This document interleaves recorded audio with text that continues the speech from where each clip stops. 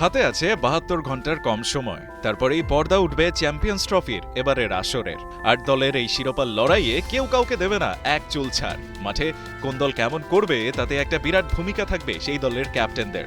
স্বাভাবিকভাবেই তাই প্রশ্ন উঠতে পারে, চ্যাম্পিয়ন্স ট্রফিতে যাওয়ার আগে আলোচনায় থাকা কোন দলের ক্যাপ্টেন আছেন কেমন ফর্মে, আর তাদের অধীনে দলগুলোর অবস্থাই বা কি। শুরুটা না হয় করা যাক চ্যাম্পিয়ন্স ট্রফির ডিফেন্ডিং চ্যাম্পিয়ন পাকিস্তানকে দিয়েই। দলটিকে নেতৃত্ব দিতে যাওয়া রিজওয়ান আছেন দারুণ ফর্মে। শেষ ৫ ওয়ানডেতে তার আছে ১ সেঞ্চুরি আর ২টি হাফ সেঞ্চুরি। তার অধীনে পাকিস্তানের জয়ের হার ৬৬.৬৬%। চ্যাম্পিয়ন্স ট্রফিতে চ্যাম্পিয়ন হওয়ার লক্ষ্য নিয়ে যাওয়া বাংলাদেশ দলের কাপ্তান নাজমুল শান্তর শেষ ৫ ওয়ানডে ইনিংসে আছে ঈর্ষণীয় সাফল্য। ১ সেঞ্চুরির পাশাপাশি আছে ১ হাফ সেঞ্চুরি আর ২টি ৪০ ইনিংস। তার কাপ্তানিতে জয়ের হার ৩৬.৩৬%। এবার আসা যাক টুর্নামেন্টের হট ফেভারিট ভারতের ক্যাপ্টেন রোহিত শর্মার পারফরম্যান্সে।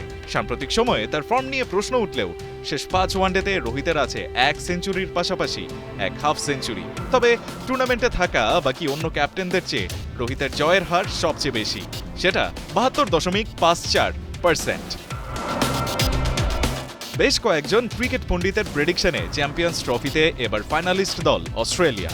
আর অজি ক্যাপ্টেন স্টিভ স্মিথ টেস্টে দুরন্ত ফর্মে থাকলেও শেষ ৫ ওয়ানডেতে তার নেই কোনো 50।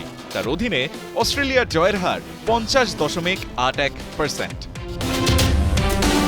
২২ গজে আগুনে ব্যাটিং করা ইংলিশ অধিনায়ক জস বাটলার তার শেষ ৫ ওয়ানডেতে 50 করেছেন কেবল দুবার। তার অধীনে ইংল্যান্ড জয় পেয়েছে ৪২.৮৫% ম্যাচে।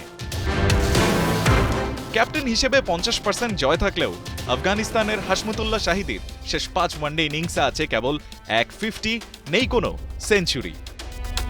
সাউথ আফ্রিকার ক্যাপ্টেন হিসেবে টেম্বা বাভুমার জয়ের হার ৫২.৫%। তবে ব্যাট হাতে তেমন ফর্মে নেই বাভুমাও।